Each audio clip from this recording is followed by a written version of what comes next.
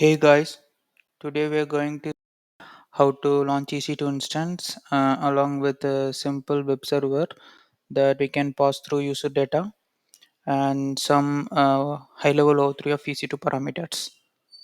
Let's launch EC2 instance.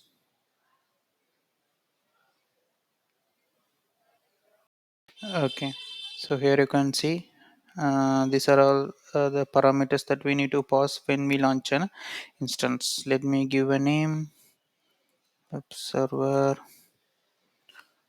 Okay, so we need to choose OS image, which is Amazon Mission Image AMI.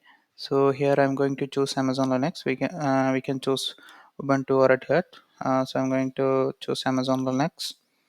So yeah, it is free tier eligible and instance type. So I will be choosing T2 micro for free tier eligible. So here we can choose a keeper name. If we have any, we can choose. Since we are not going to use keeper for now, we can create without a keeper, or you can choose keeper if you want to connect from outside. So, but in this demo, we are going to connect it from AWS itself.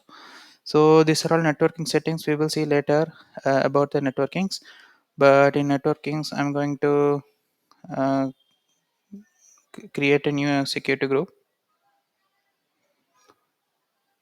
Allow SSH traffic and anywhere. So storage, so this is EBS volume, root volume. So up to 30 GB is eligible for free tier. So I'm keeping 8 GB and click advanced details. So here you can see we can pause IAM instance profile, which is a EC2 instance role, but we are not going to choose anything. So in this demo, okay, so if you scroll down, yeah, if you can see user data, we are going to paste some script that will install a web server. Okay, so what this script will do, so it will update the Linux and install Nginx, which is a web server, start that Nginx service and then enable Nginx service, so that even if we stop and start instance, Nginx will automatically stop. Okay, so that's it. So let's launch an instance. Okay, here you can see web server EC2 instance that we launched. It is running, and if you scroll to right, status check pause 2 by 2.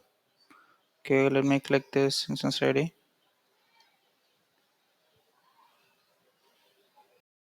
Instance details. Okay, so let me copy this public IP, paste it here. If you hit this, I should get an error. So that's because I only enabled SSH, right? So that is 22 port. To access the website, we need to enable HTTP, which is 80 port. Okay, so let me do that in security group. Click security. So here you can see security groups. So if you click this security group, it will take you the security group console. Here you can see security related details. So here you need to edit the inbound rules. Okay, so here you can see we have enabled SSH 22 port to anywhere. Click edit inbound rules. So here we need to add rule. Search for HTTP. So this is only for demonstration purpose. We are enabling anywhere, but in live project it is not recommended to enable 00 for SSH. At least HTTP is fine, but HTTPS is the recommended protocol in website. So let's save rules.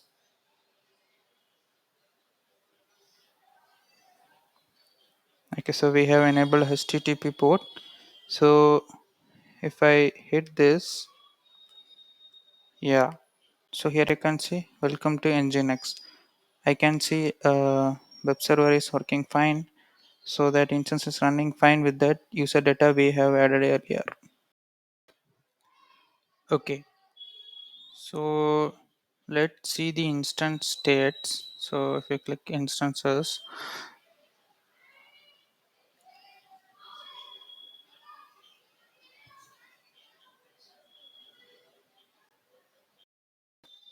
yeah, you could see this page, the running web server.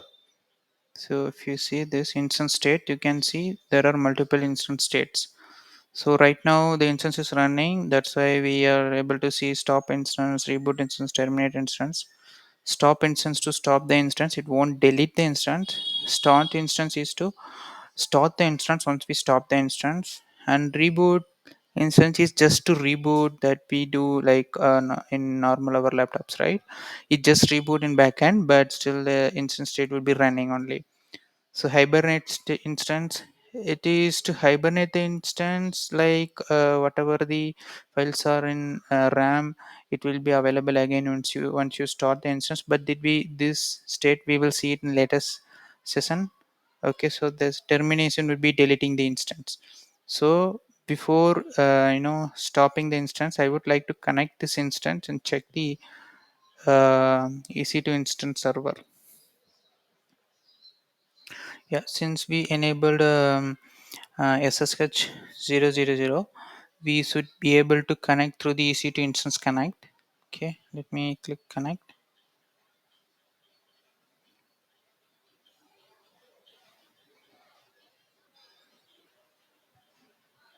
Okay, yeah, I'm able to log into EC2 server through EC2 instance connect. Here we can check the Nginx server we installed. So system ctl Nginx, sorry, status Nginx. Yeah, here you can see active running. Okay, so we can check, you know, whatever we wanted to check it inside the server. Right. This is to check the RAM. This is to check the RAM, CPU. Okay, all the processors. Okay, so I'm going to stop this instance. Click instance state. Click stop instance.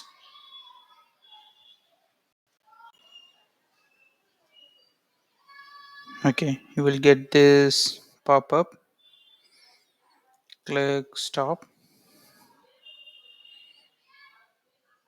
So if you refresh, you can see instance is in stopping state. Yeah, here you can see instance state changed to stopped. So what happened once you stop this instance, the public API, right? The attached public API will be released, which means if you start this instance again, you will get a new public API. Okay, let me start this again. Start instance.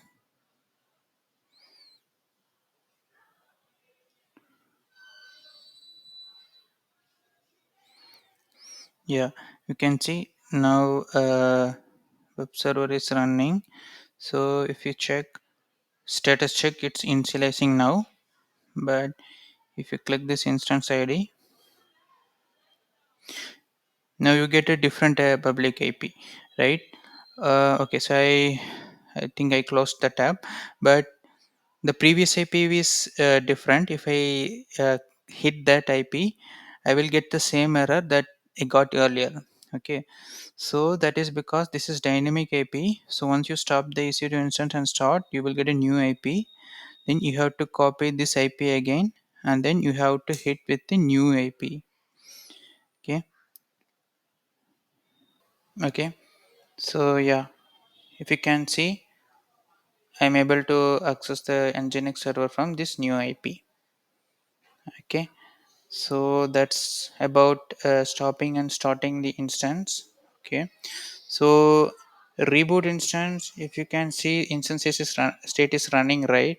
If I click reboot instance to confirm that you want to reboot, then choose the reboot, click reboot, nothing happens. Like I can see successfully initiated rebooting, but if I refresh this,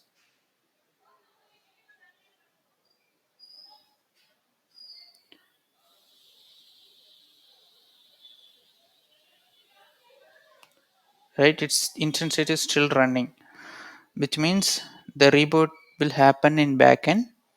So I think it would take for Linux server only 1 to 2 minutes. Okay, but if you terminate the instance will be deleted. Okay, let me click terminate. So I will get this pop-up. Click terminate. Okay, yeah, shutting down.